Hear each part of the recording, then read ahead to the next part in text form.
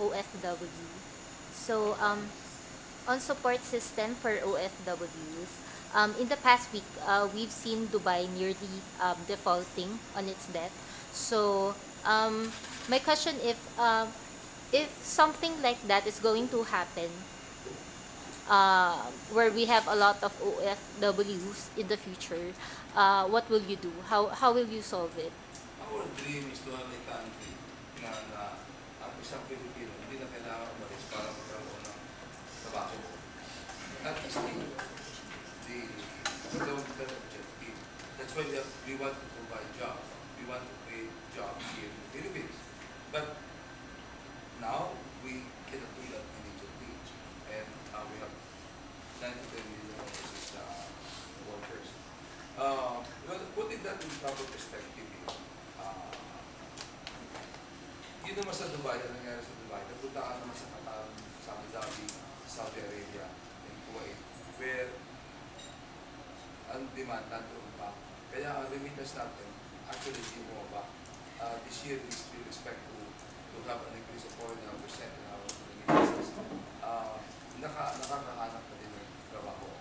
So, itong OFW ay isang napakalaking problema na parang ito yung sakit na pangalan na kung bakit dahil sa ating sa kahinaan ng pamamahala sa ating bansa, hindi tayo nagawa sa ating trabaho para hindi na aalis ang mga Pilipino para magkatrabaho dito.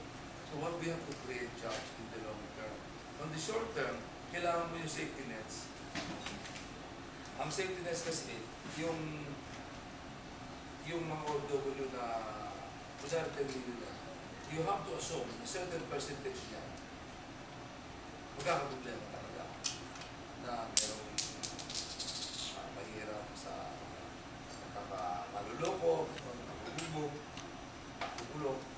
That's when the state must provide a safety net. Dapat yan. Malaki ang tulong dyan.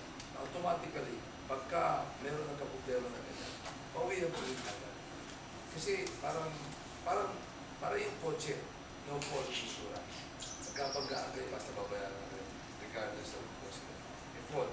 Sa ngayon, pagka hindi documented yung worker natin, hindi binibigyan ng OWA ng pera. Mahirap yan kasi napakarami natin mga OFW, hindi documented. Pilipino rin naman yun. That's why we have to provide for the safety net until such time as we can create jobs for them to return to the Philippines. In the end, we need to provide jobs here. And that, to me, is the only solution. But, hanggang hindi natin nagagawa yan, it's important that we provide safety nets. Yeah. What if it happened, like, for example, you're the president, and then a country went default, and we have thousands of OFW in that country. What do you plan to do? As I would immediately, iuwi wala dyan. But hindi ganyan kasimple yan. Kasi ayaw rin nilang umuwi. Normally, pagka ganyan, gusto nilang magpalipan. Kasi wala naman trabaho dito. Madali mag-uwi. Ang dami ko nga na-iuwi. Problema, ayaw rin nila dahil ano naman daw gagawin. So what they want from the government is really to look for placement sa ibang bansa. Kaya dapat meron kagad tayong makikipag-usap tayo kagad sa ibang bansa para mailipat sila kung ayaw nila umuwi. And then yung gusto umuwi, iuwi. But if you say na iuwi mo sila, magtatago yan, hindi lahat umuwi.